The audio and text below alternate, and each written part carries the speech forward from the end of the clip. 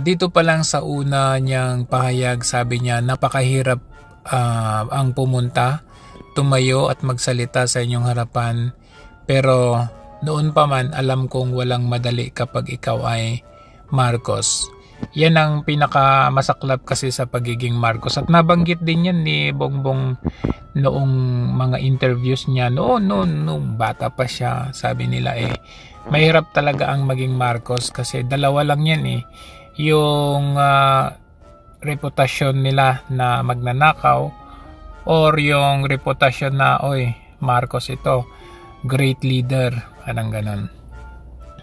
Nanginginig ako at ang aking boses, hindi dahil ako ay natatakot sa inyo, kundi dahil nalulungkot ako. Ipagpaumanhin ninyo kung sa gina ng pagsasalita ako ay hihinga dahil sa bigat ng aking kalooban. So dito pa lang matindi at medyo matagal-tagal na rin niyang pinag-iisipan kung magsasalita ba ako against my brother who is my family. So talagang kahit sino naman talagang manginig ang boses mo in front of a national television or camera or scene. Ganito ang sasabihin mo pamilya mo yun, di ba? So talagang mapabuntong hininga ka talaga. Pero hindi yan ang dapat kong ihingi ng paumanhin.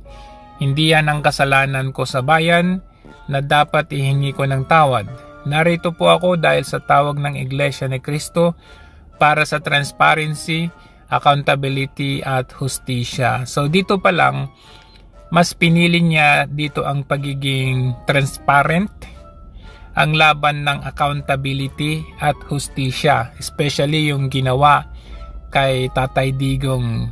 That itself is unforgivable to the point na yun nga, yung mga ambag ni Tatay Digong hindi lang sa taong bayan kundi sa pamilya ng Marcos.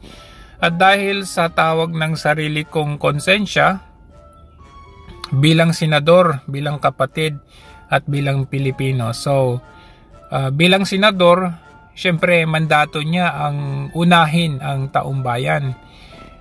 Bilang kapatid, kung bilang kapatid, unahin mo yung pamilya mo, 'di ba? So dito medyo naghalo yung bilang senador at bilang kapatid. Syempre bilang senador, yan parehas yan sa sa bilang Pilipino. So yan. Pero pag bilang kapatid, unahin mo yung pamilya mo, hindi yung taong bayan. Anyway, bata pa lamang kami ni Bongbong. Dito pa lang, no? Tawag niya dito ay Bongbong, hindi President Bongbong. I mean, in informality, sa formal na pananalita, tatawagin mo pa rin presidente, di ba? Pero dito tinawag niyang Bongbong. That itself is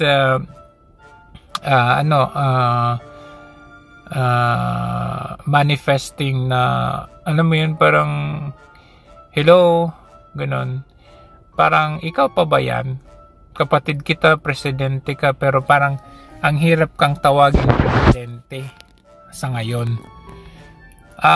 Sabi niya, alam na ng buong pamilya ang problema.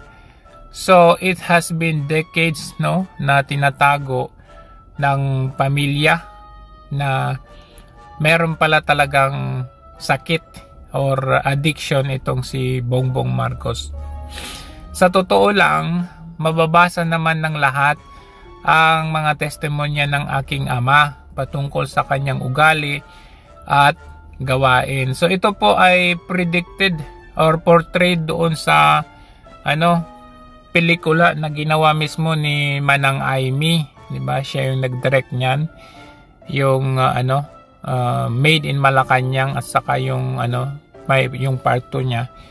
Talagang na-portray doon yung ugali at gawain ni Marcos Jr. Noon, sabi niya, dahil may tatay kami, hindi ko pa siya responsibilidad. Noong tumatanda ay mas nagiging nakakabahala. So ibig sabihin, siya pala ang nagtayo or tumayo na parang tatay na rin. Kasi syempre at 68 wala na yung kanilang tatay, di ba? So siya na yung parang pumalit, hindi lang ate kundi tatay. Hindi ko mas nagiging malala. So talagang meron pala talaga. Batid ko na nagdadrag siya. Dito pa lang sobrang bigat na ito na revelasyon, kasi while matagal na pinag-uusapan at revealed na yan, even si Tatay Digong ay sinasabi na niya yan matagal na. Si Bongbong Marcos ay bangag noon, hanggang ngayon ay bangag pa din. Even the ex-PDEA Jonathan Morales mentioned that. Cathy Binag also mentioned that, yung kanilang session, no? So maraming mga pahayag na yan na may ganyan. Even former Senator Nikki Cositeng even implicated na ganun talaga yung gawain, pa party yan, si mga alta sosyo magkakasama yan sila. So that itself is a big revelation. I mean, hindi siya revelation kasi revealed na yan before.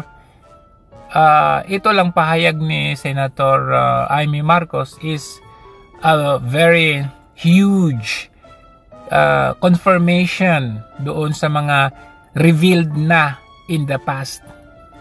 So parang kung sa kung sa kaso-kaso or evidence nag-corroborate yung mga sinasabi na noon sa pahayag ni Senator Amy Marcos, giving yung weight doon sa mga testamento noong una-una.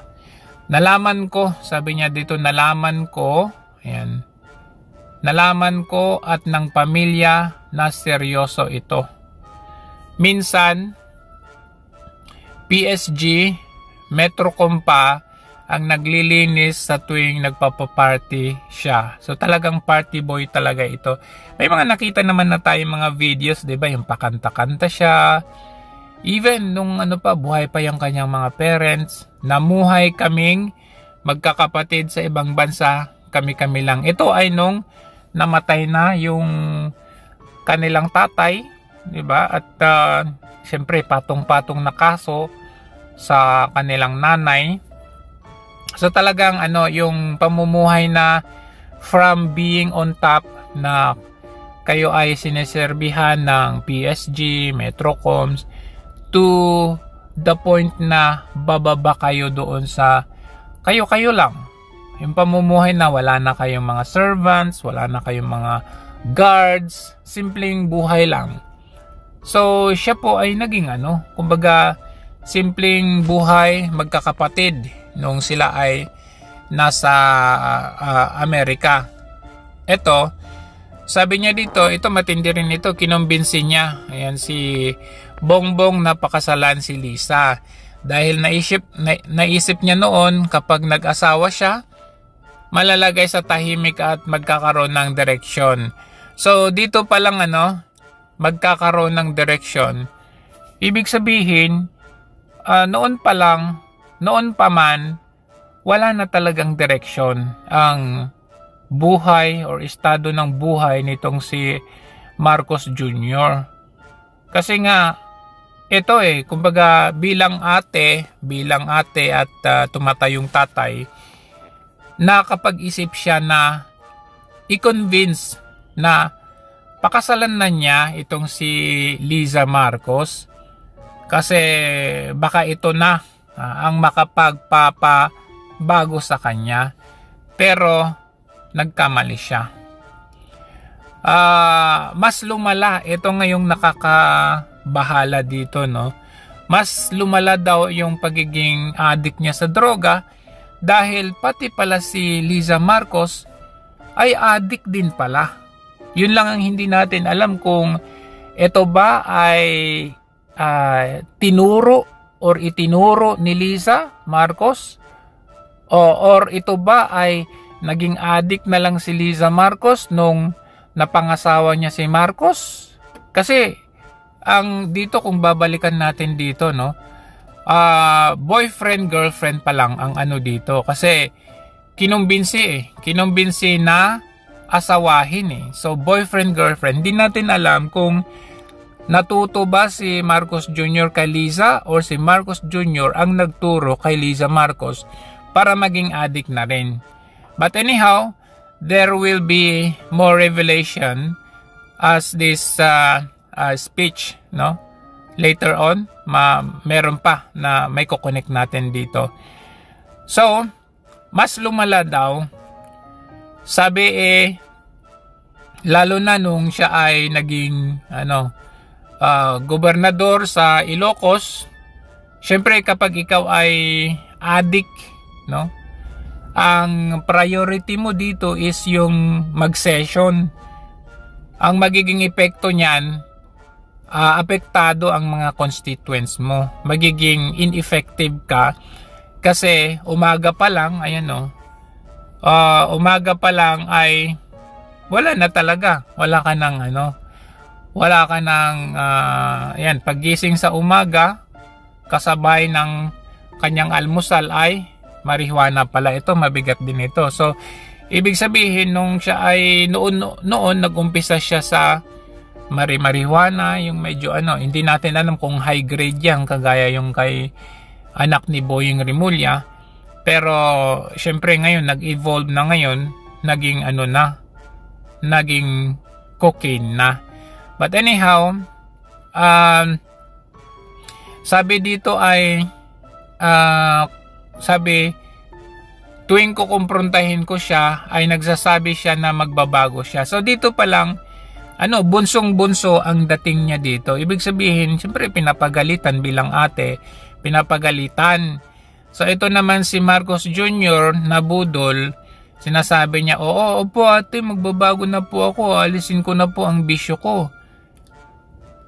Yun ang pero siyempre, that's not the case, kumbaga.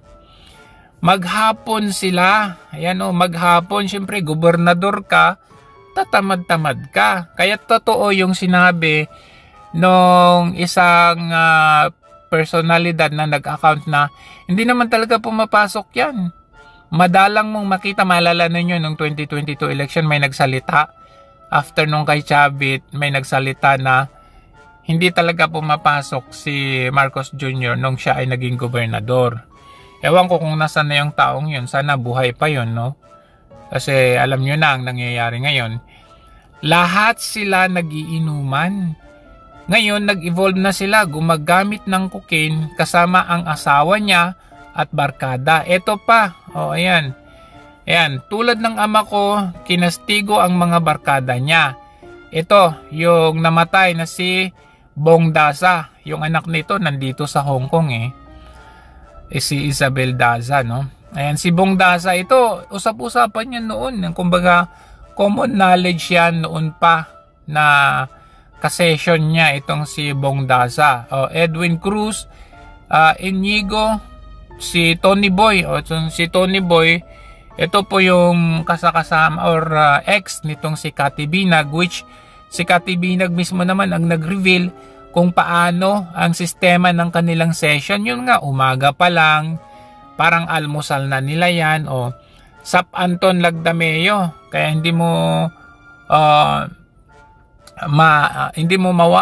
masisi na ginawa niyang mga tauhan niya nung siya ay naging pangulo. Alam po ninyo yan, sabi, paano nagre-resign na sa takot ang mga pulis nila at staff dahil sa lumalalang bisyo. Yung iba kasi syempre lulong sila di ba? So wala na yung humanity sa kanila. Pagagalitan ka, sisigawan ka, tratuhin kang parang aso, lulong Kaya nagre-resign talaga yung mga yan. Meron ngayon di ba yung intel report na yung PSG ata nagpakamatay dahil pinagalitan na parang ginawang yung parang hayop ang trato ni Liza Marcos. So sabi niya rito, inayos ko siya dahil gusto niyang ituwid ang buhay niya. Ang tanong, gusto ba niya talaga? O sinungaling lang talaga siya? Gusto niyang mag-vice presidente. Hindi siya pinalad at lalong nagkaroon ng oras para magbisyo. Yun yung sinasabi ni Amy Marcos na jobless. Jobless ang aking kapatid. Kasi natalo siya, syempre, lalong nagkaroon ng oras para magbisyo. Next, sabi niya, simula noon, naging malabo sa amin ang lahat. Ayan. Kaysa mag-away bigla na lamang lumayo ang loob namin sa isa't isa. Noong 2016, ayan, kasabay ng kampanya ni PRRD laban sa droga, lumabas ang pangalan ni Bongbong sa listahan, nakasama siya sa listahan. Ito yung sinasabi natin mismong si PRRD ang nagsabi na ang pangalan si Bongbong Marcos ay ang pangalan mo ay nasa listahan. Mismo siya yung nagsabi, nasa listahan yung kanyang pangalan. Pero ayan Maricel Soriano, iba pang artista dito pa lang 'Di ba paano nila maitatanggi yan? Kumbaga, yung mga usap-usapan at common knowledge noon, eto nang si Senator Amy ang mismong nag-confirm na totoo nga. 'Di ba parang si Zaldico insider yan, kasama nila doon sa sistema ng korupsyon at siya ay nagbunyag, nagbulgar. Yan po ang lagi natin kumbaga sige sabihin na nating haka-haka noon. Yan po ang nagbulga, kumbaga mismong insider, mismong kasama doon sa loob ang nagsalita na. So paano natin sasabihin na yan ay hindi totoo? Yun yung point doon mismong kapatid ang nagsasabi na mula nung pagkabata, since birth, magkakasama, magkakakilala, maraming pinagdaanan ang mga yan. So, who is Auntie Claire at kahit si Larry Gadon to tell na anong klase kang kapatid? Ay, anong klaseng ikaw anong klase kang ikaw ay isang PCO undersecretary lamang. Ngayon mo lang nakilala yan si Marcos Jr. Kamakailan lamang nung February lamang nitong taon nito, 'di ba kine-question mo si Marcos Jr. na sinabihan mo pang mahina, weak kasi kumbaga ipirma lang ng pirma, hindi nagbabasa. Kumbaga ngayon ka lang umusbong, ngayon ang pagtatanggol mo ay akala mo kilalang kilala mo na yung tao. Si Senator Amy, since birth po yan. Danas nila ang Malacanang nung sila ay bata pa. So, ibabalik namin sa iyo yung sinabi mong who are you kay Anjo Eliana. Ikaw ang tanungin namin, who are you to tell or to ask Senator Amy anong klase kang kapatid? Yun. So, yan, tuloy natin. Masinsinan kong kinausap si Pangulong Rudy. Halos manikluhod. Ayan. Sinabi ko ayon sa kapulisan, dapat unahing usigin ang mga drug pushers sa lamang sagipin ang mga user. Which, alam nyo si Tatay Digong, considering na siya ang the only president na considered na dapat ilibing at pumayag, dapat ilibing ang kanilang tatay sa libingan ng mga bayani. So, for Auntie Claire para sabihin na si Pangulong Marcos lamang ang kauna-unahang presidente nagbunyag ng corruption, hindi po. Wala pong kauna-unahan kay Marcos Jr.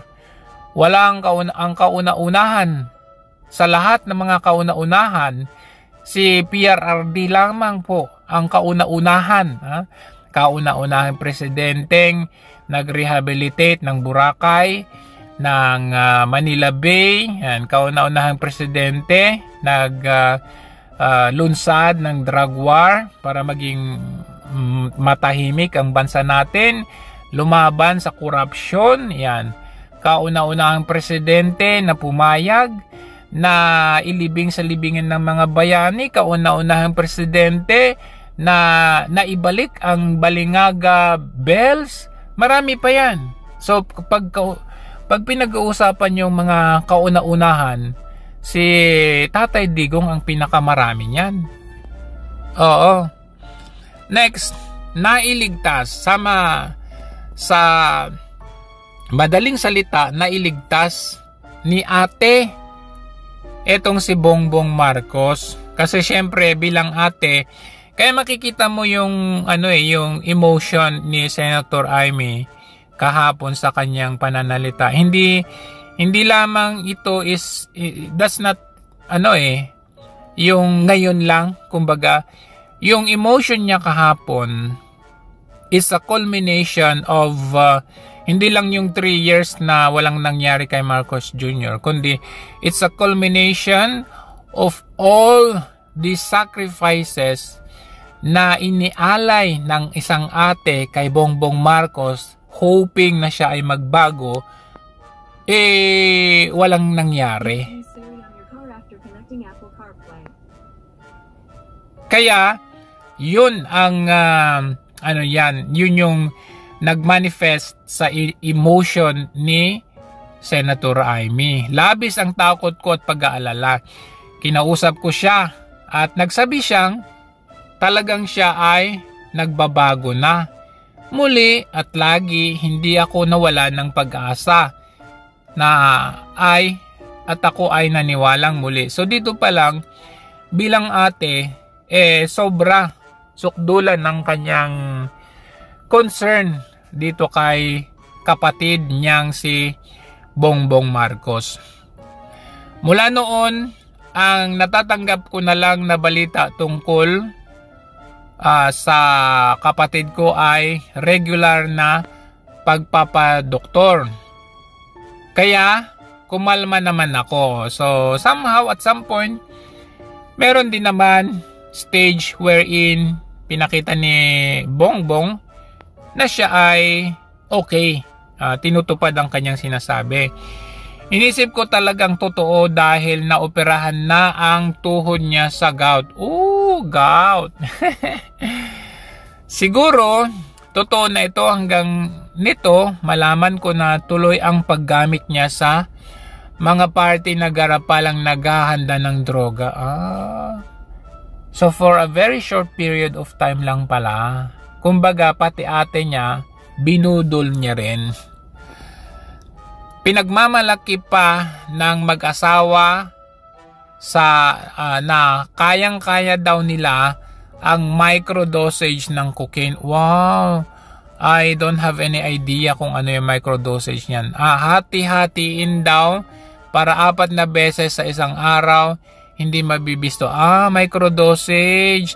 So ibig sabihin, pakunti-kunti lang para hindi mahalata. Kaya nga 'di ba nung 2023 na yon, araw ng Kagitingan celebration, nakita natin na siguro pagpunta niya doon sa venue, suminghot ng konti, may natira doon sa kanyang ilong. Yun siguro yung sinasabi ni Senator Amy na microdosage. Ang siste, yung micro naging macro. Medyo malaki ata, marami ata na ilagay, hindi napunasan ng ilong, nabisto siya. Araw pa man din ng Kagitingan yon. Pinalabas nilang mag-stem cell daw sila. Nagpapalit ng dugo, nagpapa-blood transfusion, kayang-kaya raw. Hindi ko maintindihan ang pinagsasabi.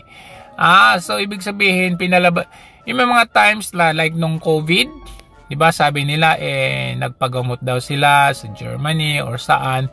Yun pala siguro during that time ina-ospital dahil na overdose. Pwedeng ganon. So, pag sinasabing, kami ay on leave kasi ganito, medyo magduda-duda na tayo. Baka pala sila ay nasa ospital. Opo. Noong 2021, ito, kahit pa paano, nagkikita kami at nagkakausap. Masaya si ate nito. Sumumpa siya sa aking harapan na talagang hihinto na siya. Naniwala ako, ito yung 2021 na papalapit na yung filing of candidacy for 2022. Sabi niya, gusto niyang tumakbo. Ayan na naman si Ading. Ang sabi ko ay tutulong ako sa abot ng aking makakaya. Ipinakilala ko si Bongbong. Ito yung pinakamatindi dyan. Ipinakilala ko si Bongbong kay Inday. Yun yung nakita natin na tatlo sila on meeting. Naging magkatandem sila. Pagkatapos noon ay biglang hindi na niya ako ulit kilala. Kahit si Inday nagtataka, bigla akong naitsapwera. Yun nga yung di ba? Pinapakita dito ang kaugalian meron si Marcos Jr. na wala siyang utang na loob. Kung sa mismong ate niya nga hindi niya pinagkakautangan ng loob, walang appreciation sa mga sakripisyo ng kanyang ate. Kaya hindi na tayo how much more sa mga simpleng tao. Kaya nga hindi na nakapagtataka na ginawa niya yun kay PRRD. Opo, sa kabila ng isinalba ni PRRD siya noong 2016, nung siya ay adik-adik sa drug war, ganun ang kanyang ipinalit. Kaya hindi rin tayo magtataka kung bakit niya ipinakidnap sa ICC si PRRD sa gitna ng ipinalibing ang tatay niya sa libingan ng mga bayani. Kasi wala pala talagang utang na loob at hindi ito nangingilala ng utang na loob.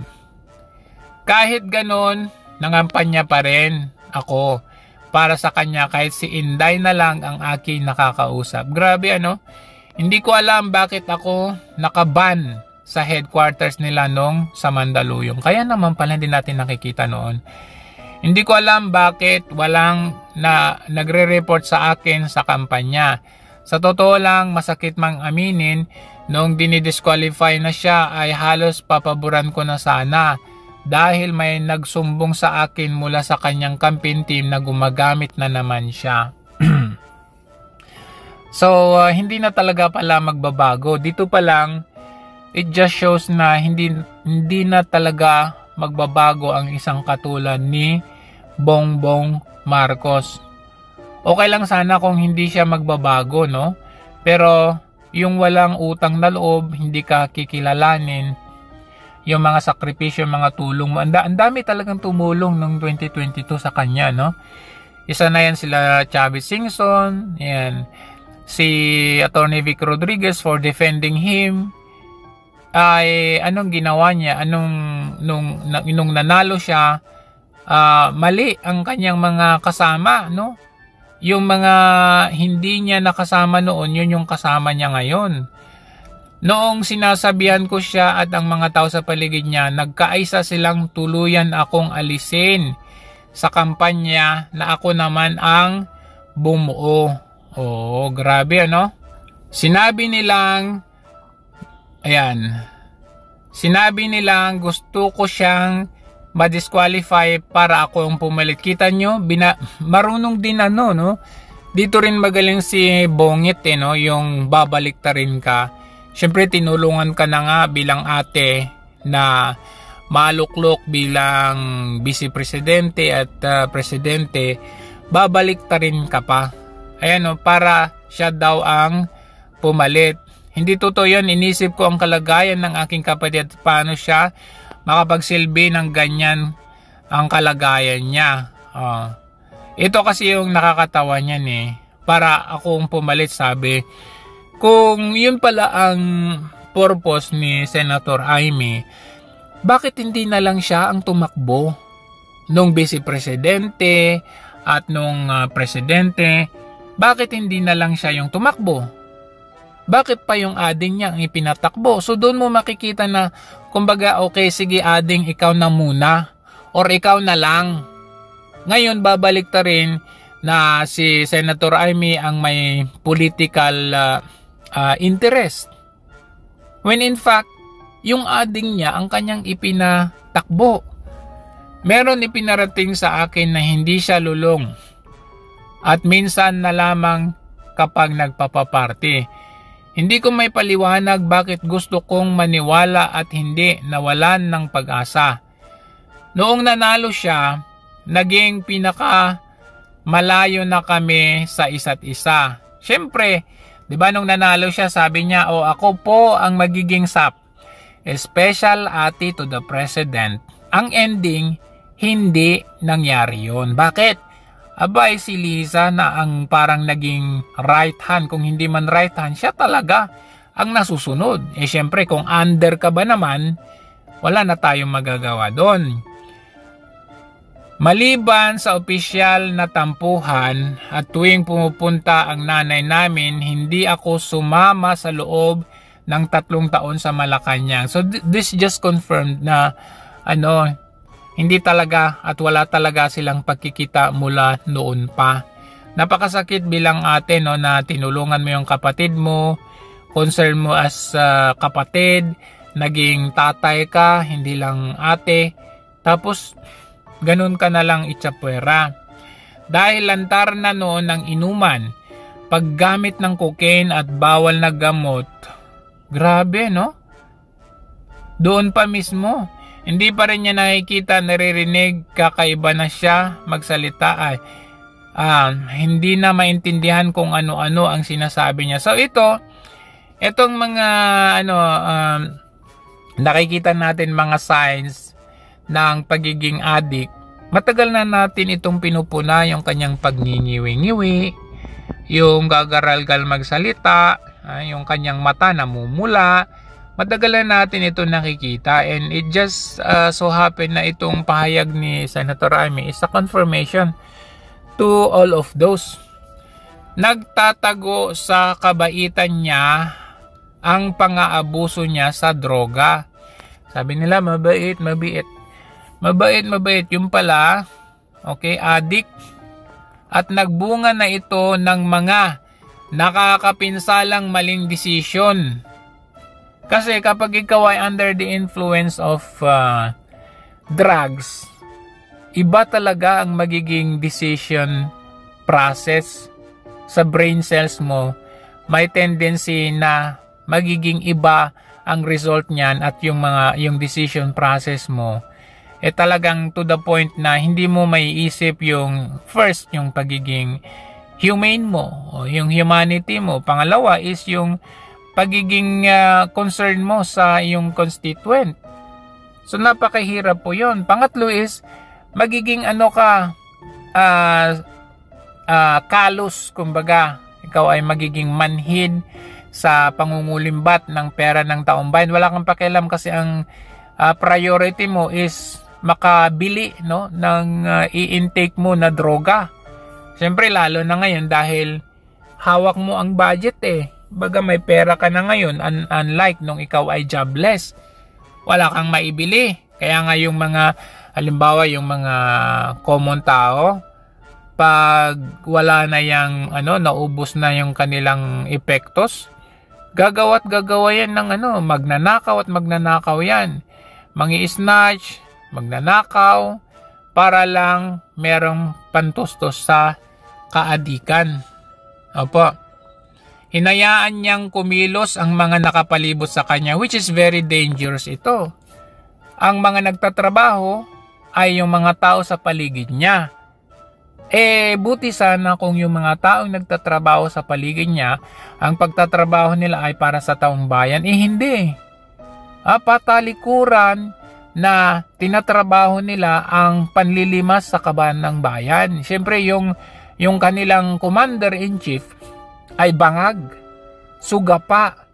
Kumbaga, syempre, nasa circle ka ng okay lang yan sa kanila kasi same lang sila. So, hinayaan niya mga ganon, mangurap. Ayan. Yung mga umaastang presidente, yan, kagaya ni Tambaloslos, habang nilulong siya ng mga ito, hindi na kami nagkakausap. So dito pa lang, it implies na hindi siya talaga yung presidente. Bakit kamo? Ilulong siya eh. Yung mga taong nasa paligid niya, they are taking advantage of it. They like it. Masaya sila. Kaya nga kung makikita ninyo kung paano nila ipagtanggol si Marcos Jr. Kasi kung hindi nila ipagtanggol at yan ay ma-impeach, abay mawawalan na sila ng venue to corrupt. Mawawalan na sila ng pagkakataon magnakaw. At yan kasi ang hindi nangyari or hindi nila magawa nung panahon ni PRRD. Si PRRD, napalibutan siya ng mga taong nagtatrabaho para sa taong bayan. Mga taong opisyales na nagtatrabaho para mapanatili ang kaayusan at mabigyan ng magandang antas ng pamumuhay ang mga mamamayan. Yun ang nangyari dyan eh. They are working not for the president but they are working para sa taong bayan. Yun po ang kaibahan yan. Opo. Kaya kahit sabi nila, hinahanap nila si PRRD noon, nasaan yung presidente, nasaan ang pangulo. Hindi mo kailangang hanapin yung pangulo. Bakit kamo? Ay yung kanyang mga trabahador, gabinete, mga iba't ibang ahensya ng gobyerno, they are really working. Naka-ano na yan, naka-destino na bago pa man mangyari ang sakuna, yung planning para sa mga proyekto, talagang they make it sure na magagawa na yan. Kumbaga sa schedule time. Kaya marami tayo mga seaports, airports, bridges, even flood control, o yan. Noong panahon ni PRRD, infrastructures, road to market farm, o yan, mga ganyan. Sa harap, ayan, sa harap ng publiko, ay pinipilit kong magmukha kaming maayos. Pakitang tao pala sila noon.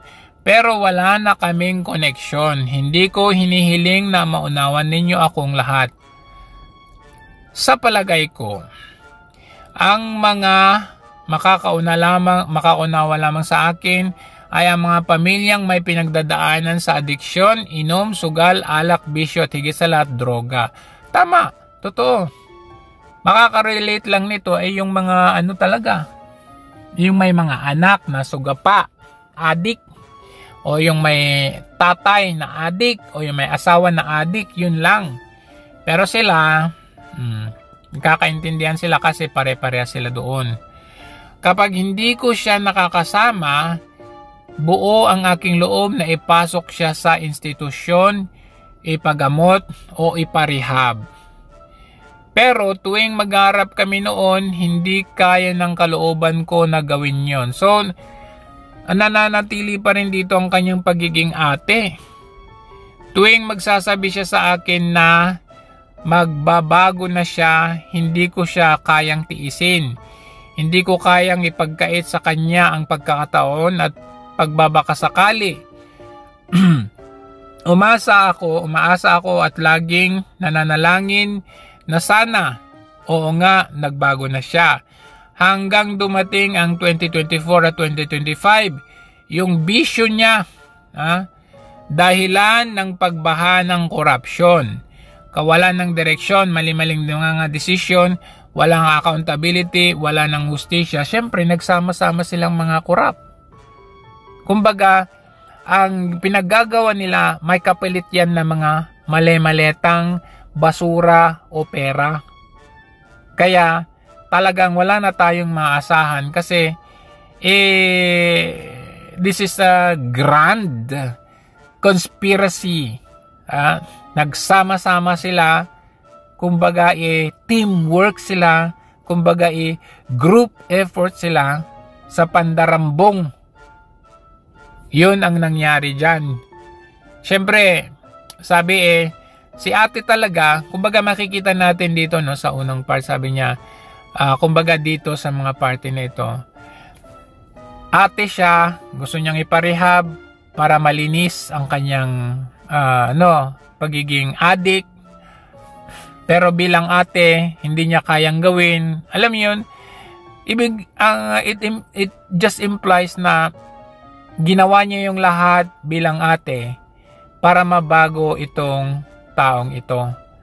Pero at the end of the day, ang naging kapalit ay siya pa yung masama.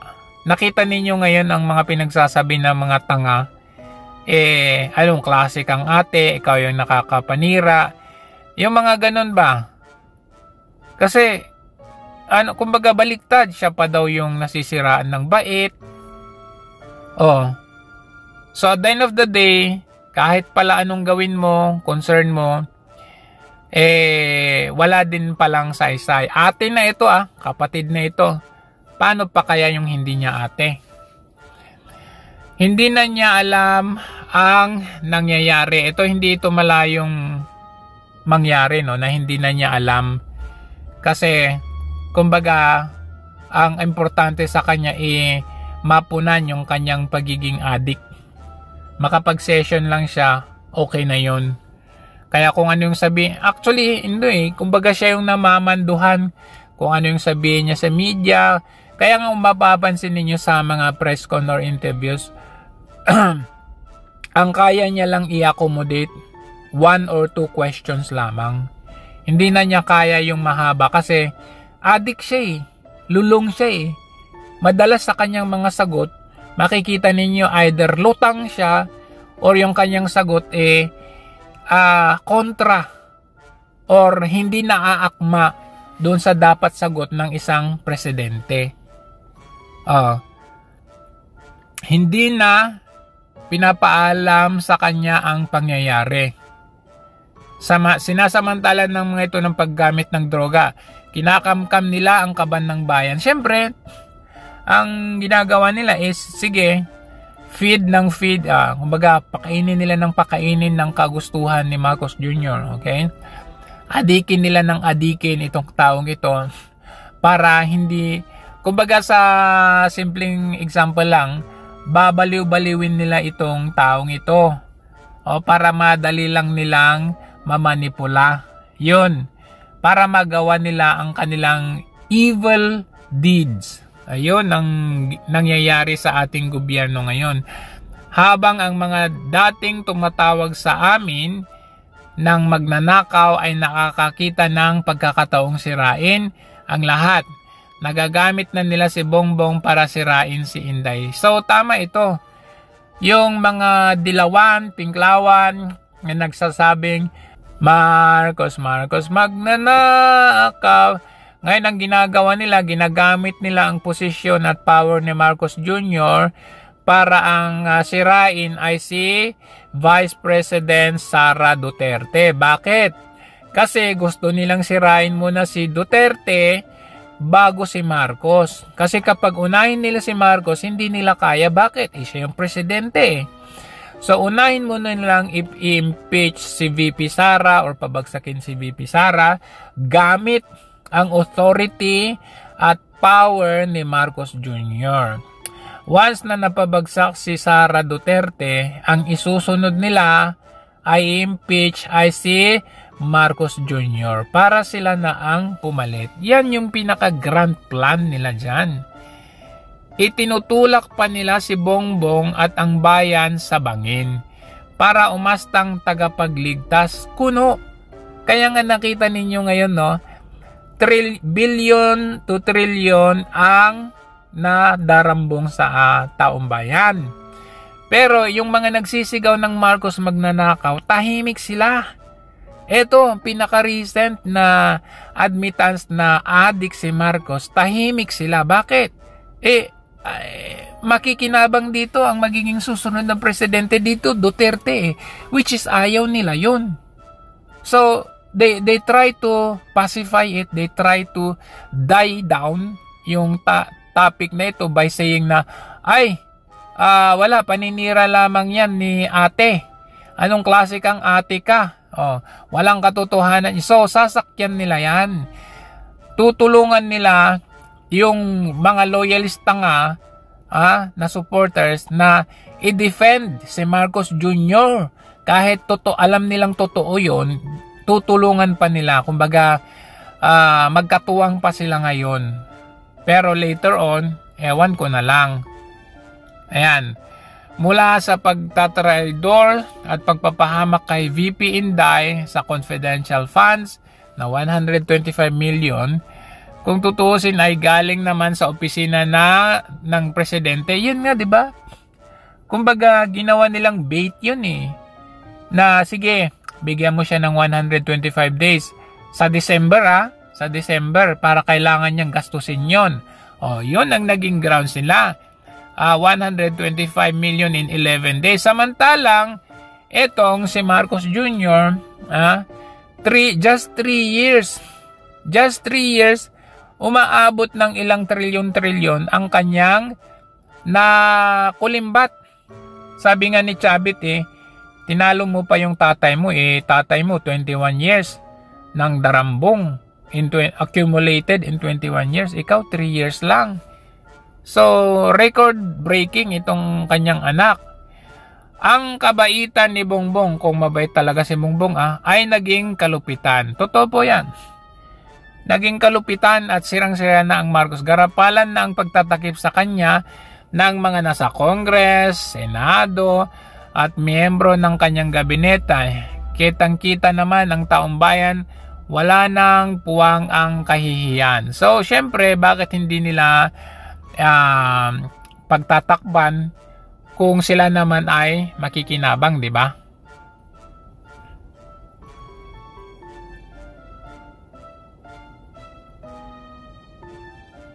Para bang nauulit ang bangungot sa kasaysayan. So dito pa lang dinanas namin noon sabi niya. Ito, by saying this, aminado siya na noong panahon nila hindi golden age kundi dark age yun.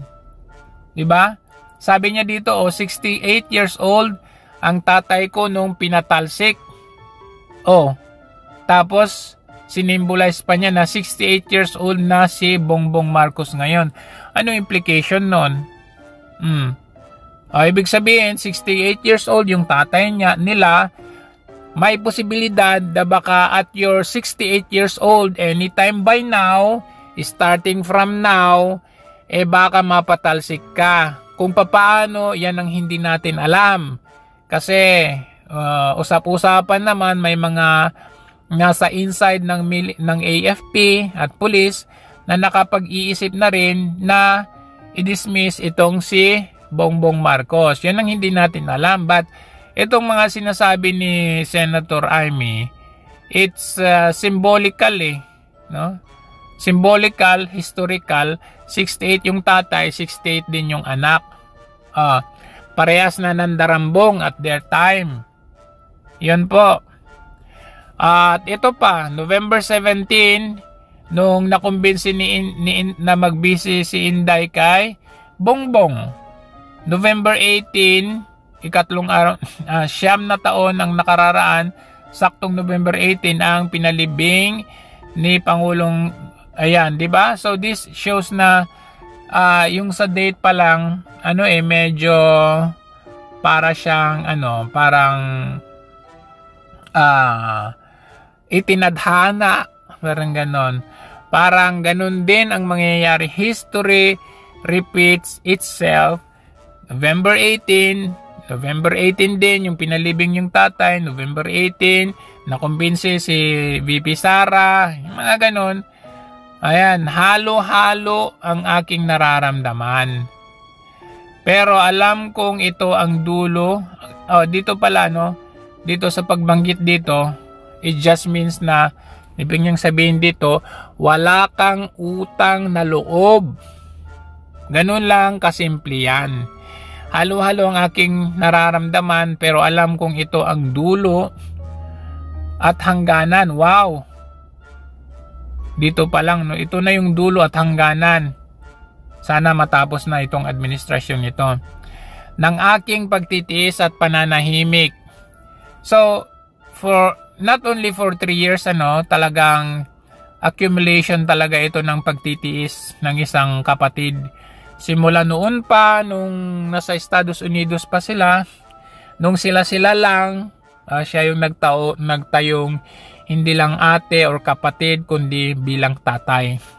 So ito na po, hindi po in just one day na, magsasalita ko. Hindi po ito eh. Kumbaga ito, yung halo-halo niyang nararamdaman, naipon yan. Grabe ang pananahimik niya at pagtitiis sa totoo lang. Kung ibang tao siguro ito, matagal na itong, alam mo yun, lumabas at nagsasalita against. Pero ito, grabe na to. Yung sukdulan na to the point na kahit yung pinagkakautangan ng loob nila ay nadala pa sa dahig na traidor. Grabe yung pananahimik na ito. Kaya hindi mo pwedeng i-discredit. Sasabihin na ito ay paninira lamang, ganun, inggit ka lang. Hindi po ganung kasimple eh. Kasi mahaba-habang panahon ang pagtitiis nito para sabihin lamang na paninira lamang para siya ang mag-gain politically. Yun na nga eh. Kung political gain pala ito, bakit hindi siya ang tumakbong presidente? Kasi ganun din ang bira nila kay VP Sara eh. Kasi daw gusto ni VP Sara magpresidente. Bakit kinonvince nga nila na mag-vice president siya? Kasi ayaw niya. Gusto niya doon lang siya sa Davao. Siyempre, may pamilya siya doon, di ba? So, anong ginawa nila? Kinonvince nila. As in, merong pang kondisyon para pumayag si VP Sara. O, di ba? At isa doon sa kondisyon ay, sige, papayag ako, pero gusto ko ituloy ninyo ang mga big ticket projects ni PRRD. At yung kampanya laban sa droga, pumayag sila. Pero anong ginawa ni Marcos Jr.? Tinupad ba niya? Kinasusuklaman ko pa ang pag-alok ng mag-inang si Sandro ng droga sa aking anak. Kaya nga kung makikita ninyo yung anak ni Senator Amy, di ba pinupunan natin na bakit parang sobra naman na ata ang pagkangiwin nito. Yun pala, kung babase tayo dito, ito palang sila Sandro Marcos ang bad influence. Kaya pala naging ganun. At hindi lang ka mag-anak. Kita nyo nga si Vince Dizon ngayon, nagngingiwi-ngiwi. Diba? Yan ang hindi na mapapalampas. Siyempre bilang ina, hindi mo na mapapalampas yan. Kasi pati anak mo, inimpluwensyahan mong maging adik. Dinamay. Diba? Sa loob ng halos 4 na dekada, wala akong ibang pinangarap kundi may pakita sa sambayanan na hindi kami masamang tao. Hindi masama ang pamilyang Marcos. Gusto kong ibangon ang dangal ng aking ama. Kaya nga ang dyan is, di ba, ang sabi nila is, sige, bibigyan namin kayo ng pagkakataon na linisin ang pangalang Marcos. Kaya nga siya iniluklok eh. Kaya nga siya sinamahan ni Inday Sara eh. Para ma-redeem ang pangalang Marcos. Anong ginawa ng Marcos Jr. na ito? Lalo pa niyang sinira to the point na tinalo pa niya ang record ng kanyang tatay. Talagang matindi. Ang kanyang tatay talagang makikita mo na may mga infrastructures naman. Pero dito, as in wala. Ang kanyang tatay umabot ng 21 years. Eto 3 years pa lang. Mag-18 trillion na ang utang ng Pilipinas. Paano pa kaya pag magiging or mag-declare pa ito ng martial law? Abay, tapos na yung bansa natin. Sa pamamagitan ng pagtatrabaho para sa bayan, sinikap kong maging mabuting gobernador, kinatawan at senador. Hindi ako halos nagpapahinga para mapag-iwanan ng ligasiya, makapag sinabing Marcos ay nabawi na namin ang tingin ng nakaraan. Pero hindi. Lalo pang nasira ang Marcos ngayon. In fact, sabi nga kahit nga ikaw, Senator Amy, mismong si VP Sara nagsabi, no more to Marcos. So maaring you might help now, pero at the end of the day, ang husga ng taong bayan ay wala pa rin, ayaw pa rin nila sa Marcos. Bakit kamo? Sinira na ang ading mo, ang legasiya, kung meron man, at pangalan, Marcos. Ngunit, sa kagustuhan kong maging responsabling anak, matupad ang pangako ko sa aking ama, nabigo akong maging mabuting kapatid. Naging mahina ako kay Bongbong. Yun ang problema dyan. Sa sobrang concern niya at bait niya kay Bongbong Marcos, ito namang si Marcos Jr. ay ipinagsawalang bahala at kumbaga he took advantage of it. Dahil mabait si ate, kasi titignan nyo ate ka pwede naman na ikaw na lang muna ang maging presidente o tatakbong vice-presidente. Pero pinagbigyan mo ang ading mo. Doon pala makikita mo ang concern nito bilang ate. Sa kapulisan, sa lahat ng mga leader ng tagapagtanggol, tagapagpatupad ng batas, siya ang pangulo natin ngayon na adik. Kulang na lang sabihin niya. Sinabi ko kung anong kalagayan niya ngayon na adik. Tulungan niyo akong mapabuti ang kanyang kalagayan na adik. Tulungan niyo akong matulungan siya, hindi niya ako kalaban. Ang kalaban niya ay sarili niya at nadadamay ang bansa sa labang ito. Alam niyo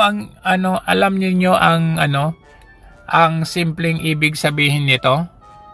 Coded ito coded. Nakikiusap siya. Ito yung sinasabi ni PRRD noon. Kayong mga nasa militar kayo. Ayan. Alam niyong bangag ito. Ano ba ang dapat niyong gawin? Diba? Nasa konstitusyon at mandato ng militar na to defend and protect the people. So, kung ang commanding in chief mo ay adik, may posibilidad ng command niyan or order niyan ay malalagay sa alanganin ang taong bayan. So how can you protect and defend the constitution or the people kung ang commanding in chief mo ay bangag, adik? So ano ang coded meaning nito? Diba? Kayong mga AFP kayo, mag-withdraw na kayo ng support dito. Kasi itong pangulo natin ay ang kalagayan niya ay adik. Ganun lang ang ibig sabihin niyan. Bilang senador at lingkod bayan, batid ko ang mga problema at gaya ng bayan, alam ko rin ang solusyon. Anong solusyon? Sa pagkakawatak-watak, patuloy na pamumulitika, pagnanasa sa kapangyarihan ng mga talunan. Sino ba yung mga talunan? Example na lang natin. Talunan yung si Abante. Anong ginawa ni Marcos Jr.? Ininstall niya at tinanggal yung nanalo na ibinuto ng taong bayan. Yung iba, like for example, yung Duterte Youth. Tinanggal, dinisqualify kuno, at inilagay yung Kabataan Party List. Di ba ang galing?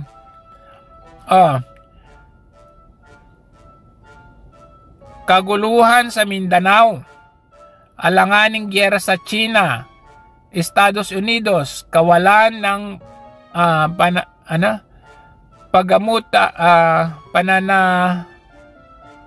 pananagutan sa flood control, scam, garapalang takipan, panggigipit sa hindi kaalyado. Ayan, rampant yan. Pagkakanulo sa kapwa Pilipino, ayan si Tatay Digong yan. Pagdakip sa dating Pangulo, matandang may sakit upang ihagis sa lamang sa bansang dayuhan. Pagsadsad ng piso, paglala ng gutom, paghihingalo ng ekonomiya, at pagsasawalang bahala sa taong bayan. Ito yung talagang nakita ninyo, isang bagyo lamang 200 ang namatay. Ang dilubyo at kalamidad na nagdulot ng parusa ang korupsyon na nauwi sa kawalang tiwala at hustisya sa Pilipinas sa kanyang pamahalaan. Lahat ng yan ay masosolusyonan kung ikaw, ayan, tingnan natin kung ikaw, aking kapatid, magsasaayos ng sariling kalusugan. O, ayan. Kapag humupa ang ingay sa politika, ito pinakamatindi dito. Kapag umuwi na kami sa aming pamilya. Saan ba yon? Pamilya niya. Hindi sa pamilya. Diba? Hindi bilang senador, kundi bilang ate, bilang si Manang Amy ni Bongit, kaya ko itong sabihin sa harap ng taong bayan at sa harap ninyong lahat. Bongit, 3 taon na tayong hindi nagkakausap.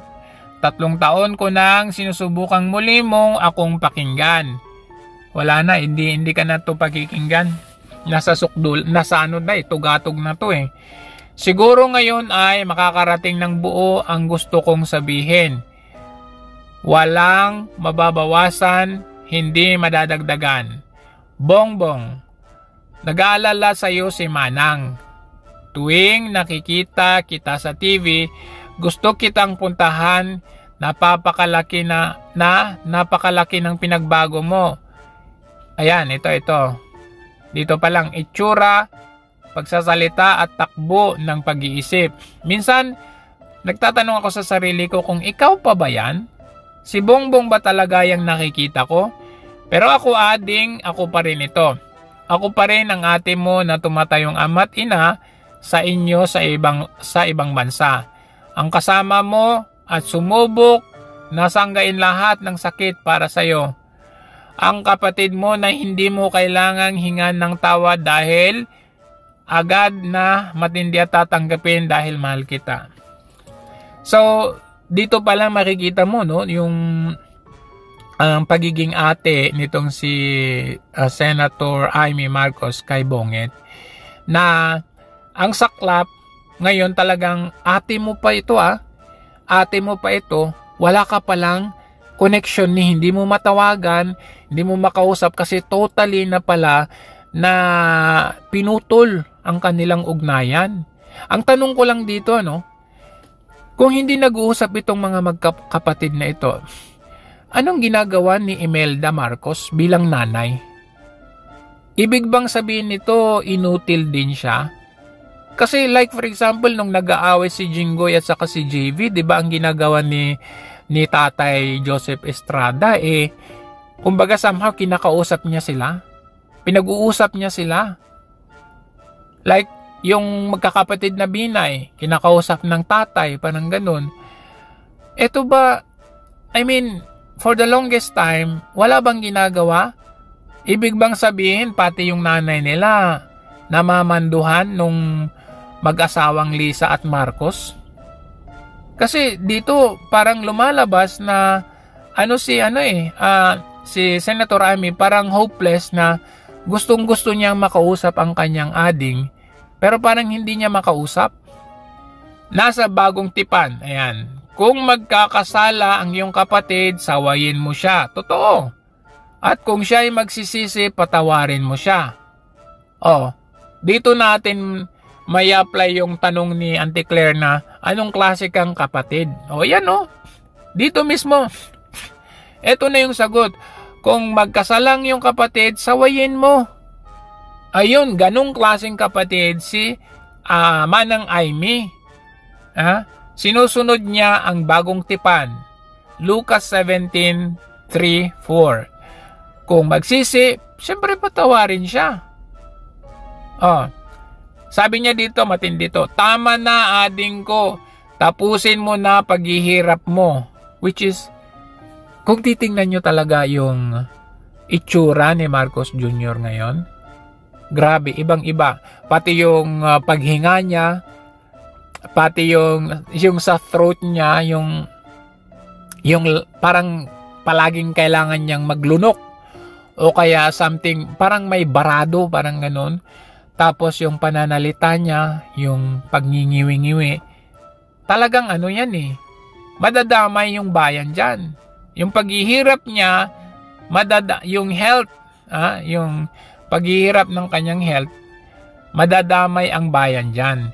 Sabi niya, gaya noong umalis tayo sa palasyo. Oo. Kaya ko pa ring hawakan ng iyong kamay, huwag kang matakot. Malaki na ang dulot sa iyo ng droga. Sinisisi ko ang sarili ko dahil hindi ako nakinig sa mga sumbong. Ayan. Hindi ako nakialam. Ayan. Hindi ako naniwala. Pero hindi pa huli ang lahat. Sabi niya, tama na ading ko. Magpahinga ka na. Umuwi na tayo. Alam niyo ibig sabihin yan? Umuwi na tayo. Hindi yang umuwi na muna tayo. May pinagkaiba yon. Umuwi na tayo. Ibig sabihin, mag-resign ka na. Kasi pag umuwi na muna, ibig sabihin, magpahinga ka muna. Okay, mag-take leave ka muna bago ka bumalik.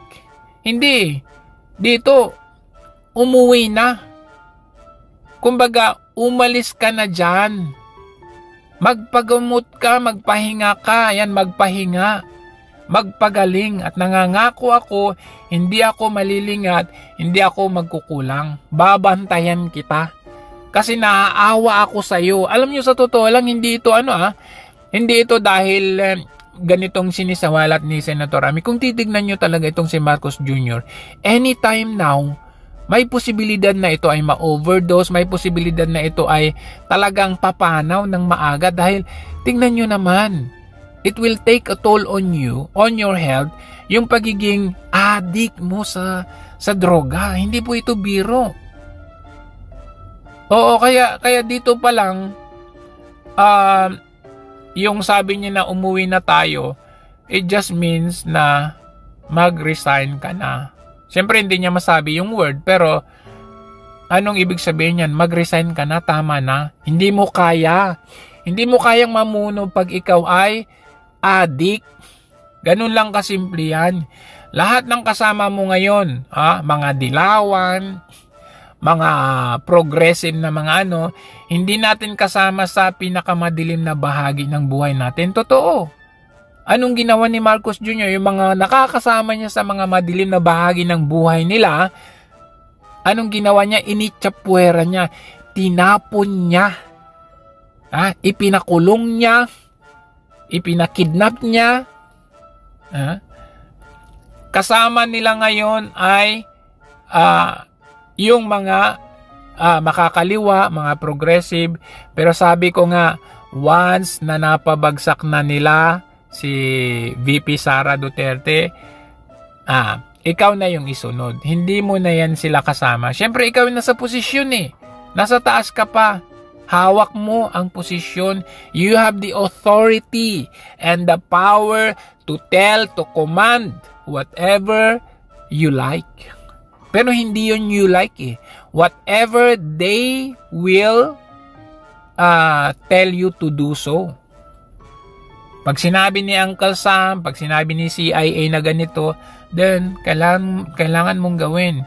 Ako at ang ating tunay na kapatid dito sa Luneta, kasama mo ako kahit magdilim ulit ang lahat, talikuran mo ang iniisip at ibinubulong nilang ambisyon. Yun. Talikuran mo, umalis ka na dyan sa pwesto mo ngayon. Unahin na natin ang kalusugan mo. Dahil sa adiksyon, nabigyan mo ng karamdaman ang bansa, matatanda na tayo, sakitin na si mami, alagaan na lang natin ng isa't isa, kaliwat kanan man ang panghuhusga sa akin, malinaw sa aking puso na dapat mauna ang Diyos, bayan, pamilya, sarili.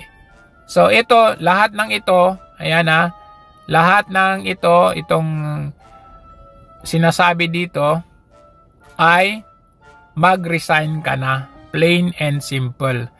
Hanggang sa oras na ito, Bongit, gusto kong malaman mo na hindi kita sinusukuan. Hindi ko kakayanin ang mapahamak ka. Ito, mapapahamak talaga to sa huli. May impeach to sa huli. Ang mag-impeach sa kanya ay yung mga kasama niya ngayon. Kaya hinihingi ko na tayo na, ito, hinihingi ko tayo na, tayo'y umuwi na. Tayo ay mag-resign na. Mamahinga na. Okay?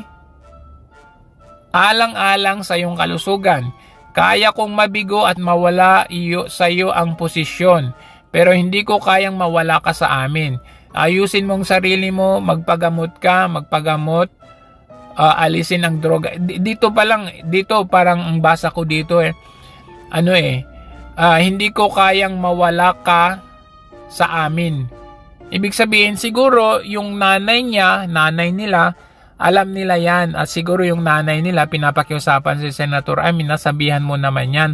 Or gumawa ka ng paraan na mapabago ito, maayos ito sa madaling panahon. Kasi, hindi nila na madiktahan hindi na nila masabihan Kung ba yung nakikita nyo magkasama si Liza Marcos at Imelda Marcos, that's a pure show. Pero in reality, baka tinatakot nga nila itong matandang Imelda Baka tinatakot nila ito. Oo. Wala akong ibang gusto kundi gumaling ka at malampasan natin ito muli dahil wala akong ibang hinangad bilang ate kundi maging masaya ka, maging ligtas ka, malusog, maging matagumpay. Alam mo ate, lahat na itong mga sinasabi mo, wala na to sa kapatid mo ngayon. Hindi na niya, ilang beses ba niyang sinasabi na itatama na niya, nalalabanan niya, ititigil na niya, pero never niyang ginawa. Ngayon pa na presidente siya. Alam mo, kahit na ganitong revelasyon mo ngayon, wala ding mangyayari. Alam mo kung bakit? Kasi talagang usapan na nila. Nasa playbook na nila ito. At ang kasama nila sa playbook na ito, ang West, yung CIA. Kaya hindi ito basta-basta lang na ang kapatid mo napasubo na siya at parang sa kantang Hotel California, you can check in anytime but you can never check out. Pag mag-check out ka, may kalalagyan ka. And pagka-exit niya bilang presidente, kung makaka-exit man siya na ang isusunod.